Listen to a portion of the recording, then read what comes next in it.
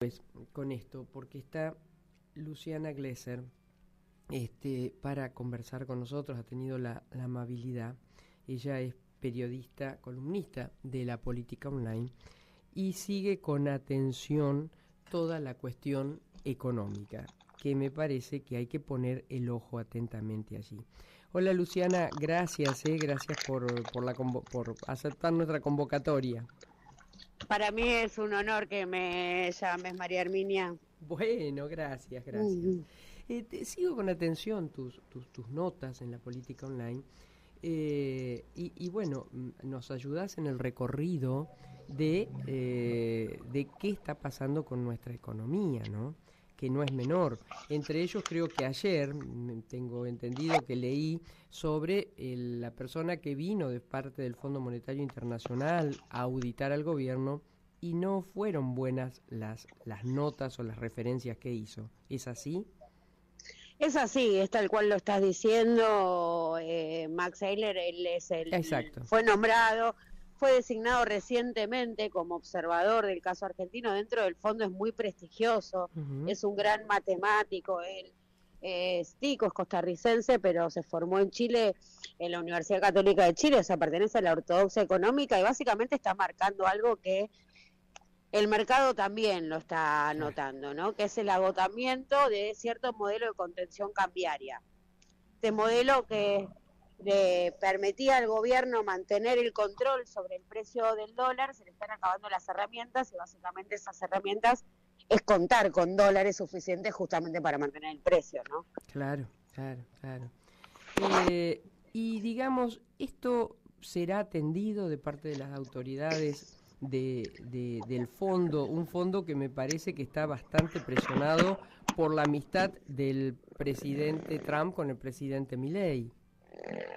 Exactamente, ¿no? Pero fíjate vos que dio una señal que es muy clara, porque están pendiente un desembolso de 2.000 millones de dólares, que para el gobierno era crucial contar con ese desembolso se habilitaba post revisión, aún teniendo que conceder un waiver, ¿no? Que es esta dispensa por no haber cumplido la meta de reservas, aún concediendo el waiver iba a estar ese desembolso. Pero ¿qué define el fondo? Postergar la revisión, y al postergar la revisión lo que hace es pisarle ese desembolso y lo deja aún más comprometido al gobierno nacional. Ahora el Fondo Monetario Internacional entra en receso de verano. Ajá. Y es una tecnoburocracia sumamente privilegiada que tiene más de 2 meses de vacaciones. Y en esto no van a suspender su receso para tratar el tema argentino, o sea que el gobierno se tiene que olvidar de esa suma por lo pronto hasta septiembre. Apa. Bueno, y también el mercado interno, esa financiación que hacía también, creo que eran de 2.000 millones, ¿no? Mensuales, le han dicho, hasta acá llegamos. Exactamente, él anunció que en cada licitación iba a ofrecer este instrumento, el bonte que se suscribía en dólares para ser pagadero en pesos.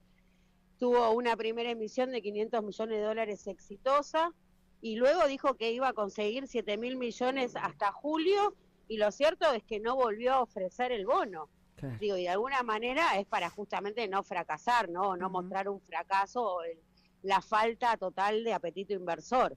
Claro. Qué buena frase y cuánto describe la falta de apetito inversor. Qué bueno. Exactamente, ¿no? Un gobierno que venía prometiendo que con sus políticas pro mercado justamente garantizaban, ¿no?, un caudal suficiente de inversiones. Si vemos, ¿no?, lo que sucede con el RIGI, es cierto que hay que mencionar la novedad del día que tiene que ver con el financiamiento que consiguió YPF, una suma muy importante para la construcción del oleoducto Vaca Muerta Sur. Pero después, por supuesto que hay que problematizarlo, porque estamos hablando de un financiamiento a una tasa exorbitante. Claro, bueno, 10%, eso te iba a decir, y no solamente la tasa YPF, sino también lleva tu firma las tasas que Kirno está pagando, ¿no?, para mantener de alguna manera la situación del dólar hasta octubre. Nos está resultando carísimo, así como YPF va a pagar un 10% en dólares por un crédito, digo, que está sujeto su capacidad de repago a una cotización que vos no manejás, que es el precio internacional del barril, que se puede derrumbar, y no vas a poder asumir ese crédito porque no depende de vos ni de tu producción exclusivamente. Lo propio Kirchner, convalidando ayer tasas, María Herminia, del 40%. Impresionante. Digo, si vos o le crees a esa tasa del 40%, que entierra las proyecciones de inflación y de tipo de cambio, porque si vos me vas diciendo que el dólar no se mueve, que la inflación va a ser del 15% anual, y me estás convalidando tasas del 40%, me estás haciendo, o sea, me reconoces que estás haciendo un negocio fabuloso. Claro. En alguna de esas variables hay alguna desaguisado político-económico. Claro. A ver, yo la semana pasada no soy, y lejos estoy de ser especialista como vos en el tema económico, pero te diré que conversé fácilmente con 10 economistas de distintos, algunos de ellos bastante allegado al gobierno, que en general son sacados del medio, pero que, bueno, que convalida el accionar del gobierno. La síntesis, después de hablar con ellos, es que lamentablemente hay una agonía que más temprano que tarde va a terminar en una devaluación. Eso es un poco lo que yo entendí en las palabras técnicas que la mayoría de ellos usan. A ver, hay un consenso mayoritario, y te diría casi al 100% que la devaluación post-octubre es inexorable. La pregunta es si llegan a octubre, ¿no? Claro. La pregunta hoy es, ¿llegan a octubre? Digo, que después de octubre van a tener que evaluar, y sobre todo por la magnitud de esa devaluación, porque desde que se modificó el esquema cambiario y se pasó de ese famoso crawling peg del 2% mensual al esquema de flotación entre bandas, la devaluación lleva un acumulado del 10%, y esto ya empieza a impactar en precios. Claro. Se va a conocer el dato de inflación de junio, que va a estar por arriba del de mayo, que dio ese exitoso, victorioso 1,5%. Ajá. Las consultoras anticipan, digo, más allá del guarismo, que algunas dan 1,7, 1,8, algunas incluso dan 2, lo que muestran es que se revirtió el proceso de desinflación. Claro. Y que vuelve a haber presión sobre los precios, y eso es lo que le pone en juego su carrera electoral al gobierno. Claro. Y a propósito de las bandas, y a propósito que el presidente guapeó, como podemos decir en el interior, con que hasta que no estuviera el dólar en 1.000, ellos no iban a comprar. Ayer compraron con un dólar casi en 1.300.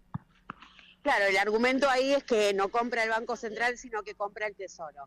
Pero así compra el Tesoro, también provoca una presión alcista. Y el Tesoro tiene que comprar porque tiene que pagar. Claro. Hay que pagar un vencimiento de casi 5.000 millones de dólares que, como esos chistes de la historia, se pagan el 9 de julio, el día de la independencia, y para eso necesita hacerse el colchón de dólares. Claro.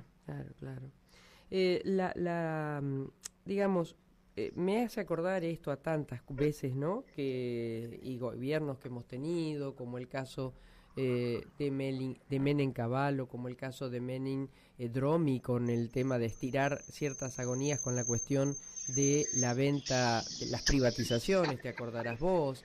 Sí, bueno, por supuesto. Después, por supuesto, con los aquellos 44.000 famosos millones del presidente Macri. Pero en este caso, además, no se avisora ni está en las ganas, creo, del gobierno el hecho de armar algún tipo de plan que tenga que ver con reactivación. Y la industria está caída, el comercio está caído, es decir, estamos en un problema serio con las desocupaciones que tenemos.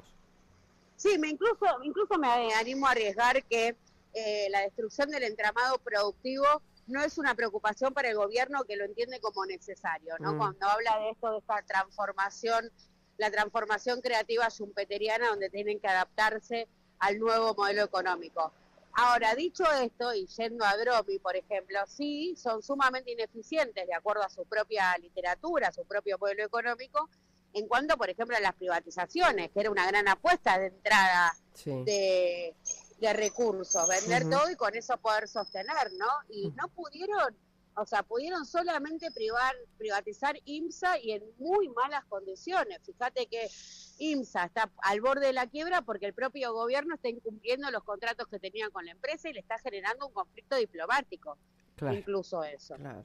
Entonces, por un lado, todo lo que tiene que ver con la destrucción de la industria, la conflictividad, los desempleos, la caída del consumo, la pérdida del poder adquisitivo del salario, de alguna manera está contemplado en el plan. esos datos muestran que todo marcha de acuerdo al plan. Lo que no marcha de acuerdo al plan es la imposibilidad de privatizar, las complejidades que tiene para sostener su política cambiaria, que se le acaban los dólares, la falta de confianza del mercado, eso no estaba en su plan. Y bueno, y hay además otro problema, ¿no? Acaba de cerrar, digamos, vialidad, ¿no?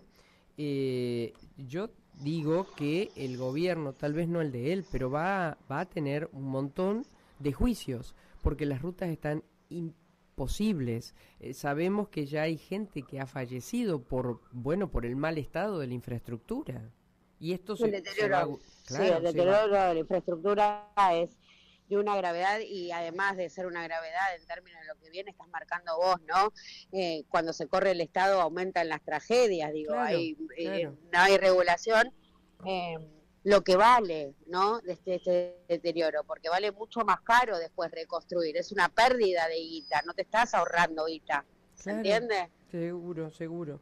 Así que, bueno, y no ni hablar, sí hablar de lo que acontece con salud, con los jubilados. Bueno, la verdad es que en los gobiernos anteriores, que ninguno fue virtuoso, sin embargo, lo que uno advertía es que la persona que no estaba trabajando, que había quedado desocupado, lo que fuera, tenía lo público de alguna manera como sostén. Eso está desapareciendo. Pero eso es una buena foto para discutir con quienes te dicen, bueno, el ordenamiento de las cuentas públicas era algo que había que hacer, lo que no hay que hacer es lo que está sucediendo con el Garraham. Claro. Bueno, lamentablemente hay que decir que están intrínsecamente relacionadas una con la otra. Digo, son dos caras de la misma moneda. Digo, uno puede discutir el gasto público por el lado de lo que se gasta o por el lado de lo que se recauda, ¿no? Digo, y en la recaudación claro. Quizás hasta la mayor o la discusión más digna respecto a lo que es un equilibrio fiscal.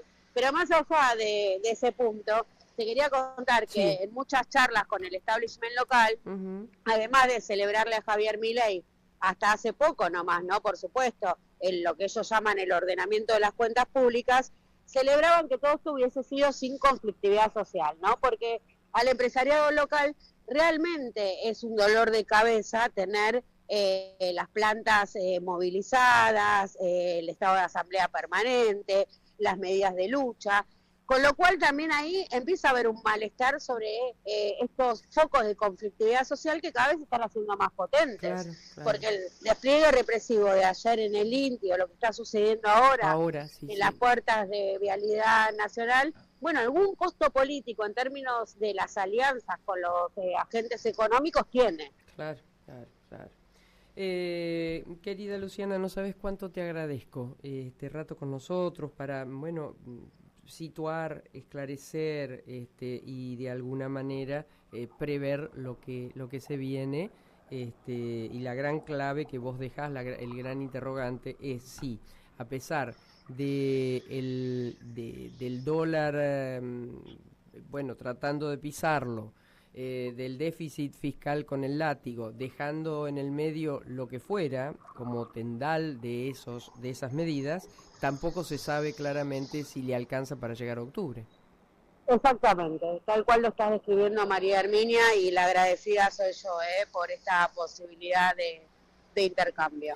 Muchas gracias, y así, si lo permitís, en un tiempo no muy largo te vamos a volver a llamar. Muchas gracias. Acá los espero, un abrazo grande. Gracias. Bueno, la colega Luciana Glesser, que yo recomiendo que la sigan en La Política Online, es muy precisa, como la habrán escuchado, y además tiene mucha información. Así que es muy interesante seguir sus análisis.